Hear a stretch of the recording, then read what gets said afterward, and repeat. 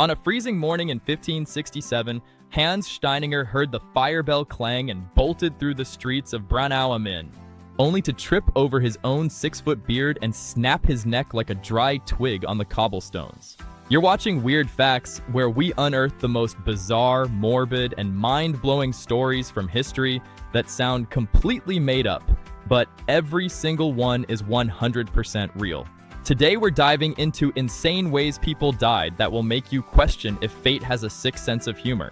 Buckle up, because these get darker fast. First, meet Hans Steininger, the 16th century Austrian legend whose beard was longer than he was tall. Locals came from miles around just to stare at the thing. Over 4 feet of flowing glory that he usually kept rolled up tight in his pocket to stay out of trouble. But that day the fire alarm rang, panic hit, and Hans let it loose to run faster. Big mistake. He tangled in his own masterpiece, face planted, and died instantly. The irony? The beard that made him famous became his killer. And get this, it's still on display in the local museum today, preserved like some twisted trophy. Imagine staring at that thing and thinking, yeah, I'd keep that rolled up too. But wait, it gets way darker when a Viking turns a dead man's head into a deadly souvenir. Flashback to the late 9th century in the rugged Orkney Islands off Scotland. Sigurd the Mighty, fearsome Earl, just crushed his rival male Bridie in battle. True to Viking style, he lopped off the guy's head and tied it to his saddle as a trophy. He rode home victorious, feeling unstoppable. But as the severed head bounced against his leg, one tooth sliced a tiny scratch through his leather. Days later, that scratch turned septic. Infection raged through his body, and Sigurd the Mighty died screaming in agony, killed by the bite of a man he'd already beheaded. Historians still argue about this one at 3 a.m., the mighty undone by his own trophy. Would you have tied that head to your saddle? You're not going to believe what happened next. Jump to Christmas Eve in the 1880s in Flatbush, New York. Sam Wardle, a hard-working lamplighter, hated oversleeping for his brutal 5 a.m. shifts, so he built the ultimate alarm clock, a rigged shelf above his bed holding a 10-pound stone. When the bell rang, the shelf tipped and dropped the rock right on his head to jolt him awake. Genius, right? Except on that freezing Christmas Eve, the mechanism worked perfectly, and Sam didn't dodge in time. The stone slammed down and crushed his skull like an egg. They found him dead the next morning, brains everywhere, killed by his own brilliant invention. Dark humor doesn't get more perfect than that. The man who tried to cheat sleep got put down forever by his own gadget. But here's where it turns absolutely insane. November 1872, Kensal Green Cemetery in London. Henry Taylor was just doing his grim job as a pallbearer, carrying a heavy wooden coffin through the graves. Everything was solemn until his foot caught a loose stone. The coffin crashed straight down on Henry's chest and head, crushing him instantly, while the widow screamed and nearly fainted, buried by the very box he was supposed to bury. Contemporary papers called it the ultimate irony, and mourners were left in total chaos. Imagine standing there at a funeral. Would you have survived that one? Now picture a mouse turning your throat into its personal battlefield. 1875, a factory workshop in South London. A young guy spots a mouse darting across his workbench and lunges to grab it. The little rodent slips up his sleeve, shoots into his open mouth, and he swallows it alive in the panic.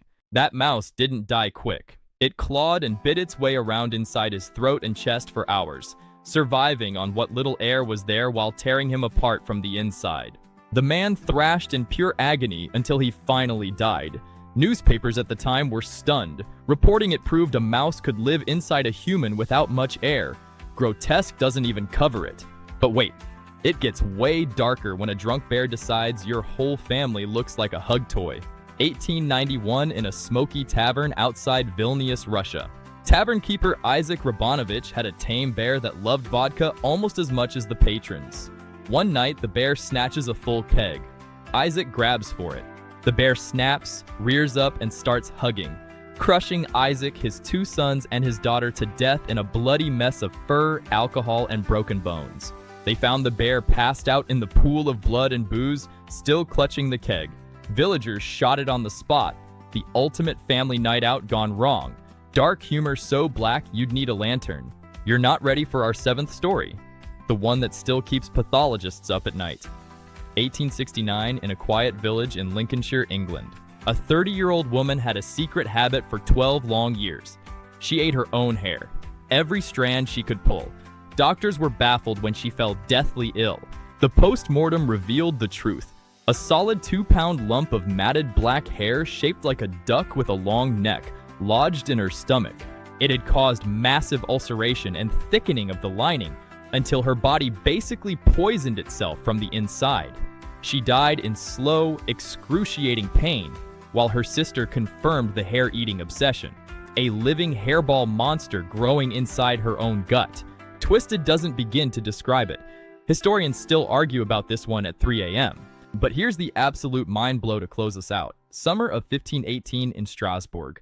A woman named Frau Trophea stepped into the street and just started dancing. No music, no reason. She danced non-stop for days, feet bleeding, collapsing only to rise again. Soon, dozens joined her, then hundreds. Up to 400 people in a compulsive dancing frenzy that lasted weeks. City officials thought it was hot blood and ordered musicians to play louder so the dancers would dance it out. It made everything worse. People danced until their hearts gave out, until strokes hit, until exhaustion killed them right there in the streets. Some dropped dead mid-twirl. It was mass hysteria on a demonic scale. Entire families and strangers locked in a deadly dance party no one could stop. Contemporary chroniclers wrote of the horror in disbelief. What kind of stress or poison turns an entire city into a graveyard of twirling corpses? If your brain is now officially broken, smash that like button, subscribe, and hit the bell for weekly March-level madness, and comment the number of the story that messed you up most. Next week, we're diving into more twisted historical anomalies. See you in the weird if you dare.